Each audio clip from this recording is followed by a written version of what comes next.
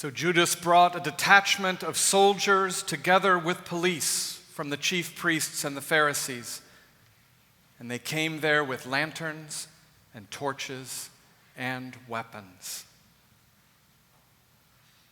Blue lights flash.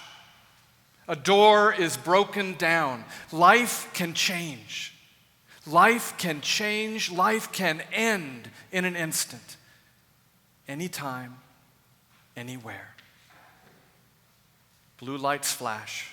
A door is broken down. Life can change or end in an instant when you fit the description. As we begin these 3 hours, let's be clear about one thing. The story we tell this afternoon is not unusual.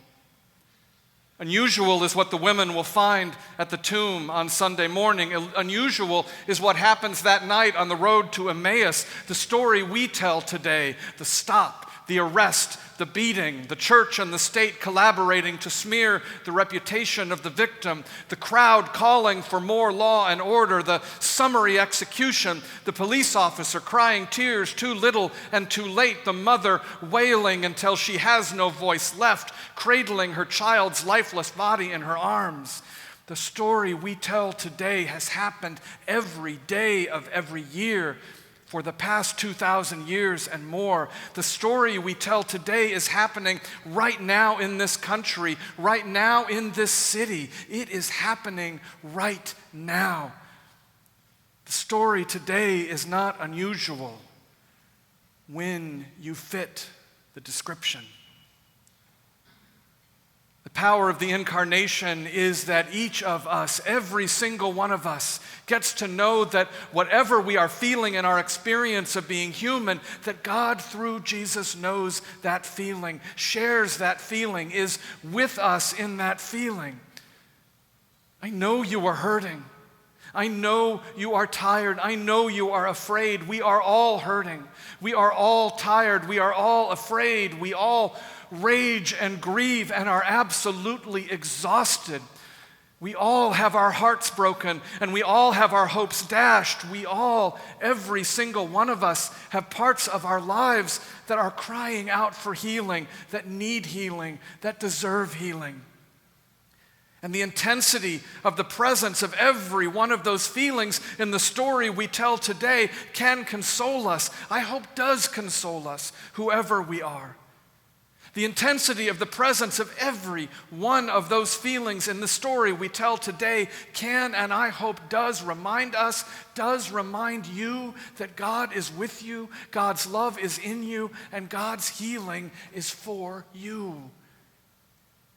And if the intensity of these feelings is not normative for us, if the intensity of these feelings is the occasional or even semi-regular occurrence and has not been a part of our everyday lives for the whole of our lives, if every day we do not live with the fear of death, the pain of incarceration, the threat of arrest and deportation, the hopelessness of underprivileged, if we do not get pulled out of line at airports or followed in department stores or mistaken for the janitor or the gardener or asked, "No, I mean, where are you really from?" If we do not have to discover our history for ourselves because it's never taught in schools, or have to lobby for special classes in seminary to learn about our theologians, or have to bring our own hair care products with us when we stay in hotels, or have to build our casinos on the little land of ours we have left just to eke out a living, if every day we do not bear the exhaustion of living in a world that demands we assimilate and code switch just to get by, if our very life expectancy isn't 10, 20, 30 years shorter because of the chronic danger and the daily toxic burden of just being who we are, if we do not know the burden of what it feels like from the moment we wake up to the moment we go to sleep, and even in our dreams to fit the description, if when I say fit the description, we don't immediately understand what I'm talking about, then for the next 3 hours, I would invite us to consider that the story we will share invites us into something that will be unusual for us, and that is recognizing that this story isn't just about us. The white church has taken the crucifixion and allegorized it, theologized it, sentimentalized it. Black liberation theologian James Cone writes, "The cross has been transformed into a harmless, non-offensive ornament that Christians wear around their neck. Rather than reminding us of the cost of discipleship, it has become a form of cheap grace, an easy way to salvation that doesn't force us to confront the power of Christ's message and mission, that God is identified with the oppressed to the point that their experience becomes God's experience." Judas brought a detachment of soldiers together with the police from the chief priests and the Pharisees, and they came with lanterns and torches and weapons. This was nothing unusual for Jesus. Everywhere Jesus went, he knew the police could beat him, arrest him, take him away, even kill him, not because he was the chosen one of God, but simply because he was a dark-skinned person walking around in a police state, a state that was more devoted to order than to justice, which preferred a negative peace, which is the absence of tension, to a positive peace, which is the presence of justice. Everywhere Jesus went, he knew that in the eyes of the state, the church, and the world, his life did not matter. Because in Jesus, God chose to identify with the oppressed to the point that their experience became God's experience. Everywhere Jesus went, he knew his life was expendable because Jesus fit the description. Jesus didn't have to stir up things to become a target. As Tracy Blackman says, it is impossible to be unarmed when my blackness is the weapon you fear. It is impossible to be unarmed when you fit the description. When Jesus began to be a danger to that negative peace by becoming a force for that presence of justice, yes, that upped the ante, but that just made it more likely for him to suffer a fate that very well might have happened to him anyway, because he fit the description. The fear his mother had that she would be standing at the foot of the cross was a fear she had since before Jesus was born.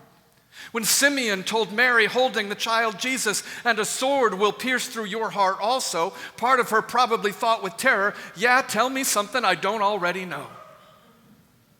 I'm sure there was a moment where Mary and Joseph sat down with Jesus and told him exactly what to do and what not to do when stopped by a Roman soldier, knowing even that was not a guarantee he would survive the encounter, knowing that someday that encounter would happen because he fit the description.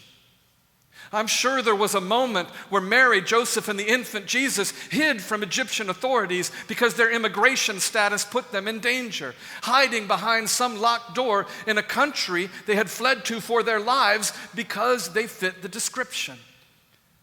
And so when Judas brought a detachment of soldiers together with police from the chief priests and the Pharisees, and they came there with lanterns and torches and weapons, let us be clear that this was nothing unusual. This was nothing unusual for Jesus because Jesus fit the description. God is identified with the oppressed to the point that their experience becomes God's experience. Until we can see Jesus as the refugee child dying in a cage while his parents are deported. Until we can see Jesus as the transgender teen beaten and left for dead in an alley. Until we can see, as James Cone writes, until we can see the cross and the lynching tree together. Until we can identify Christ with a re-crucified black body hanging from a lynching tree, there can be no genuine understanding of Christian identity in America and no deliverance from the brutal legacy of slavery and white supremacy. The story we tell today, the stop, the arrest, the beating, the church and the state collaborating to smear the reputation of the victim, the crowd calling for more law and order, the summary execution, the police officer crying tears too little and too late, the mother wailing until she has no voice left, cradling her child's lifeless body in her arms. The story we tell today has happened every day of every year for the past 2,000 years and more. The story we tell today is happening right now in this country, right now in this city. It is happening right now. The story we tell today is not unusual, so let us not allegorize, theologize, or sentimentalize it. Judas brought a detachment of soldiers together with the police from the chief priests and the Pharisees, and they came there with lanterns and torches and weapons. Blue lights flash. A door is broken down. Life can change, life can end in an instant. Blue lights flash. A door is broken down. The story we tell today is not unusual, because life can change or end in an instant when you fit the description.